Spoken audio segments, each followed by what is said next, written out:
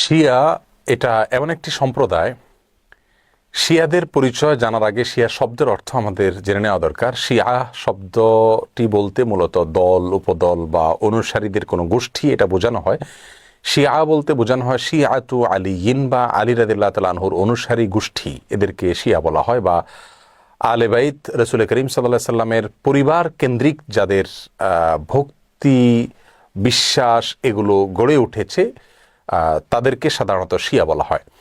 শিয়াদের উৎপত্তি এটা সাহাবায়ে কেরাম রিদওয়ানুল্লাহ তাআলা আজমাইন তাদের যুগ থেকেই বলতে পারি। এবং শিয়াদের উৎপত্তির পেছনে যে লোকটি ছিল তার নাম হলো আব্দুল্লাহ ইবনে সাবা। ইহুদি ছিল, পরবর্তীতে এসে মুসলিমদের বেশ ধারণ করে মুসলিমদের ক্ষতি সাধন করার জন্যই মূলত এই গ্রুপটি তারা আবিষ্কার করে। শিয়াদের সম্পর্কে আমাদের দেশের সাধারণ মুসলমানদের মধ্যে ধারণা খুবই কম। আমরা অনেকেই মনে করি মুসলিমদের মধ্যেই একটি সাধারণ দল শিয়া, অথচ শিয়াদের যে সমস্ত বিশ্বাস আছে সে বিশ্বাসগুলো ইসলামের একেবারে মৌলিক বিশ্বাসগুলোর সাথে অনেকগুলো বিশ্বাস আছে যেগুলো সাংঘর্ষিক। অনেক ভাই বোনরা মনে করেন যে শিয়াদের সাথে আহলুস সুন্নাহ ওয়াল জামাআতের, অর্থাৎ যারা কোরআন এবং সুন্নাহকে দলিল হিসাবে গ্রহণ করে সেটাকে অনুসরণ করে, তাদের সাথে শিয়াদের একটা পার্থক্য তারা মনে করেন যে শুধুমাত্র খেলাফত নিয়ে, অর্থাৎ আবু বকর রাদিয়াল্লাহু তাআলা এবং আলী রাদিয়াল্লাহু তাআলা আনহুর ভিতরে কে বেশি খেলাফতের হকদার এটা নিয়ে মত পার্থক্য। আসলে বিষয়টা তা নয়, বরং শিয়াদের বিশ্বাসগুলোকে একত্র করা কঠিন। তাদের মধ্যে অনেকগুলো দল উপদল আছে, তার ভিতরে কমন কিছু বিশ্বাস আছে বেশিরভাগ শিয়ারা লালন করে।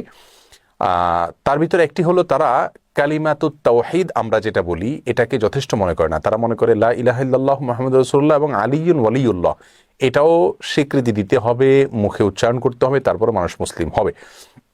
তাদের মধ্যে কোনো গ্রুপ আছে যারা কোরআনে কারিমের ৩০ পারার যে কোরআন এটার ব্যাপারে তারা সন্দেহ পোষণ করে এবং তারা কোরআনের বিকৃতিতে বিশ্বাস করে বা বিকৃতি করে, এটাকে তারা সঠিক মনে করে বিকৃতি করে থাকে। তাদের মধ্যে বড় অংশ বা সবচেয়ে বেশি অংশ বলা যেতে পারে, প্রায় সবাই বলা যেতে পারে, তারা সাহাবীদেরকে সবাইকে কয়েকজন বাদে আলী রাদিয়াল্লাহু তাআলা আনহু, আব্বাস রাদিয়াল্লাহু তাআলা আনহু সহ কয়েকজন বাদে হাসান হুসাইন, ফাতেমা রাদিয়াল্লাহু তাআলা আনহুম সহ আহলে বাইত যারা তারা ছাড়া বাকিদেরকে তারা কাফের মনে করে এবং সাহাবীদেরকে গালমন্দ করাটা এটাকে তারা সওয়াবের কাজ মনে করে, ইবাদত মনে করে। আয়েশা রাদিয়াল্লাহু তাআলা আনহা রাসূল আকরাম সাল্লাল্লাহু আলাইহি ওয়াসাল্লামের সহধর্মিণী, তার চরিত্র নিয়ে তারা সন্দেহ করে, যার চরিত্রের বিষয়ে কোরআনে কারিমে সূরা নূরে আল্লাহ সুবহানাহু ওয়া তাআলা পরিষ্কারভাবে ঘোষণা দিয়েছেন। যাই হোক, এ হলো মোটামুটি শিয়াদের কয়েকটা জঘন্য বিশ্বাসের আলোচনা। এবারে আসি শিয়াদের একটা বিশেষ দল, তাদেরকে ইসনা আশারিয়া বলা হয়। মূলত ইসনা আশার শব্দের অর্থ হলো 12। ইসনা আশারিয়া গ্রুপ বলতে শিয়াদের ওই গ্রুপকে বলা হয় যারা 12 জন ইমামে বিশ্বাস করে, অর্থাৎ যারা মনে করে যে 12 জন ইমাম আল্লাহর পক্ষ থেকে নির্ধারিত, তারা রাসূল করিম সাল্লাল্লাহু আলাইহি সাল্লামের ওয়াফাতের পরে ধারা পরম্পরায় আসছেন এবং তাদের মধ্যে প্রথম ইমাম ছিলেন আলী রাদিয়াল্লাহু তাআলা আনহু এবং সর্বশেষ ইমাম ছিলেন মুহাম্মদ ইবনুল হাসান আল আসকারি। এসব ইমামদের সম্পর্কে, ইমামদের মধ্যে সর্বশেষ ইমাম যিনি মুহাম্মদ ইবনে হাসান আল আসকারি, তারা মনে করে তিনি লুকায়িত হয়ে গেছেন, আবার প্রকাশিত হবেন এবং এই ইমামরা সবাই নিষ্পাপ, তারা কোনো ভুল ত্রুটির ঊর্ধ্বে এবং এই ইমামরা সকল প্রকার ইবাদত বন্দিগির ঊর্ধ্বে উঠে গেছেন, তাদের কোনো ইবাদত বন্দিগি করতে হয় না।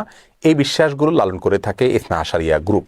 শিয়াদের ব্যাপারে আমাদের ধারণা কি হবে, তাদেরকে আমরা কাফের বলবো কিনা? উত্তর হলো, শিয়াদের মধ্যে যারা আয়েশা রাদিয়াল্লাহু তাআলার চরিত্র নিয়ে সন্দেহ করে, কোরআনের ব্যাপারে যাদের সন্দেহ রয়েছে এবং বিকৃতি সাধন করে থাকে, এবং কেউ আছে রাসূল করিম সাল্লাল্লাহু আলাইহি সাল্লামের রিসালাত নিয়েও সন্দেহ করে। তারা বলে যে জিবরিল ভুলে রাসূল করিম সাল্লাল্লাহু আলাইহি সাল্লামের কাছে রিসালাত নিয়ে আসছিল মূলত আলী রাদিয়াল্লাহু তাআলার কাছে। এরকম আর অনেকগুলো বিশ্বাস লালন করে। এই সম্প্রদায়গুলোকে বা এইরকম বিশ্বাস লালনকারীদেরকে আমরা মুসলিম মনে করতে পারি না। তবে হ্যাঁ, তাদের মধ্যে অনেকগুলো গ্রুপ আছে যাদেরকে সরাসরি কাফের বলা যায় না, তাদের অনেকগুলো ভুল এবং ভ্রান্ত বিশ্বাস রয়েছে।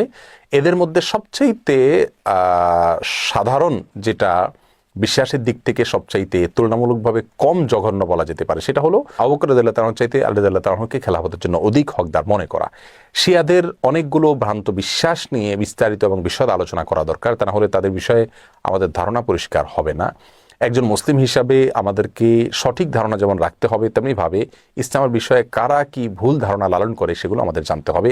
কোরআন নিয়ে যারা সন্দেহ করে, সাহাবীদেরকে যারা গালমন্দ করে, সাহাবীদেরকে যারা কাফের মনে করে এবং রাসূল করিম সাল্লাল্লাহু আলাইহি সাল্লামের সহধর্মিণীর চরিত্র নিয়ে যারা সন্দেহ করে, কোরআনের বিকৃতি যারা সাধন করে, এদের ব্যাপারে আমাদের ধারণা কি হওয়া উচিত, সেটা আমার মনে হয় যে কোনো সাধারণ দর্শক শ্রোতাই আমরা সহজেই সিদ্ধান্ত নিতে পারবো। আল্লাহ তাআলা আমাদের সকলকে সঠিকটা বুঝার তৌফিক দান করুন।